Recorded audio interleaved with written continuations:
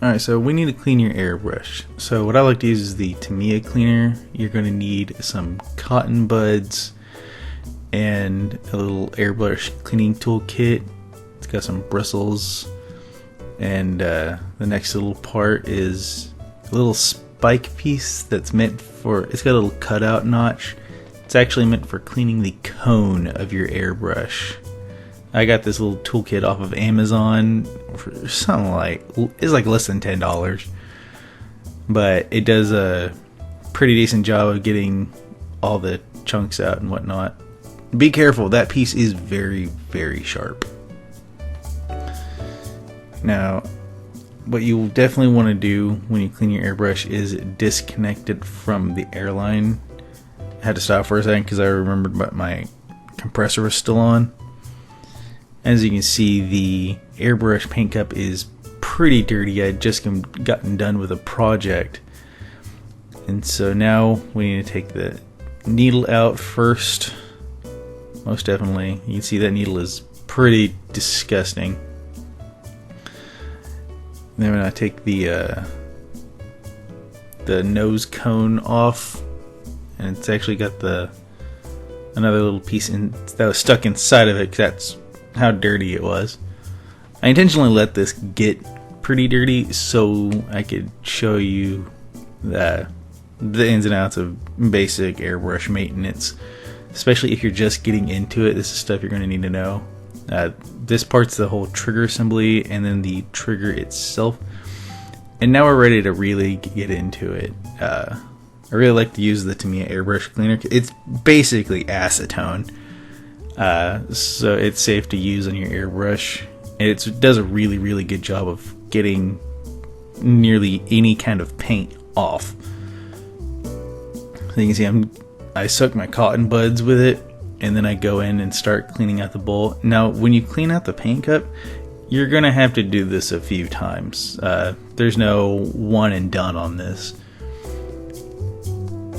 So you definitely want to make sure it gets nice and clean, because before you do any top coating or clear coating, you're gonna need to clean your airbrush. If you don't clean your airbrush when you top coat, you're gonna get paint flakes and all kinds of nasty stuff in your top coat, and nobody wants that. It'll ruin your finished piece.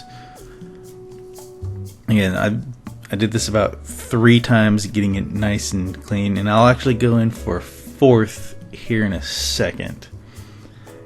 Now I'm grabbing one of the brushes. I'm grabbing one that's about the size of the needle itself, and I soak it in the airbrush cleaner, and I run it through the airbrush where the needle goes. So those holes where the needle goes is actually extremely small. You can see I put it all the way through the airbrush, so you want to make sure that paint in those areas gets knocked off as well, because if it doesn't, it can actually cause your airbrush to get stuck. And again, another cotton bud where I just scrubbed. I want to pick up any particulates that got in there, and see, just in that last little bit, you could tell there was still some paint in there. I'm also cleaning the outside of the paint cup, mainly because I'm a little bit of a messy painter. Typically when I get paint on the cup itself, it's because I'm pouring the last little bit of paint. If I have paint left over that's not mixed, I'll actually pour it back in the bottle as to not waste it. I also like to clean the outside of my airbrush, because when the whole airbrush looks nice and clean, by the time I start my next project, I want it to be, looking a little professional. I don't want to pick up my airbrush and it looks like a disgusting mess. Alright, and next up, you definitely want to clean the needle. Another good tip when you're cleaning the needle, you need to be pretty careful with it. Like, the needle is made of spring steel, but when you're cleaning that tip, you need to go very lightly with it. You just need to apply just enough pressure, basically, where the cotton bud makes contact with the needle.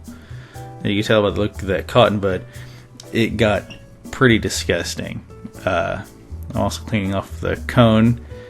This part gets really dirty when you're using a cleaning pot, because it'll actually, like when you open it up, it'll actually spray paint back onto the airbrush itself. So it's just another piece you need to take care of. Another thing you should probably look into is actually getting some airbrush lube to apply to your airbrush needle itself. That way, A, paint's not going to stick to your needle as easily. It'll be easier to clean off. And B, it'll actually help with when you put it back together, helping it run smooth. I also like to clean out the needle cap. Like, again, this part catches probably the most paint because it's at the end of the paint gun. But I like to make sure the whole thing is clean. Now, this is the paint nose, the airbrush nose cone. I grab the smallest brush I can to put it in there. I stick it on the bristles and I twist a little bit and run it in and out, just to get as much paint out of there as I can. And then this is where I get that little spike tool. So this is where I show you that it comes in pretty handy. So I actually dip this in airbrush cleaner as well to get some, because when you soak your tools in airbrush cleaner, it helps to get a lot of that paint off. As you see, that spike actually goes all the way through the airbrush, and the reason it has that notch is because when you twist around, it helps to catch that paint and, you know, scrape it off. But you don't want to like force it in there. You just only want to gently slide it in and then twist. And now we're going to go back to the reassembly. So depending on what airbrush you have, it might not go together the same, or some parts might look different. Most airbrushes basically assemble nearly the exact same way. Some are a little different, but once you take it apart, you know, consult the owner's manual and all that fun stuff on how to do maintenance. But I figured for like an actual like video representation, it's good to show you. And I did all this in one take, so it's all cleaning in real time. And after I got done cleaning it here, I actually went to apply clear coat on a project that I did in the previous video. So yeah, quick, easy, put together. The hardest part about putting these back together is getting that trigger back into place. Now, that is definitely a good part to get, the pistol grip moisture trap. The more moisture traps you have, the less water you'll get in your paint line. And here I just did a quick little spray, and yeah, that's about it. Thanks for watching.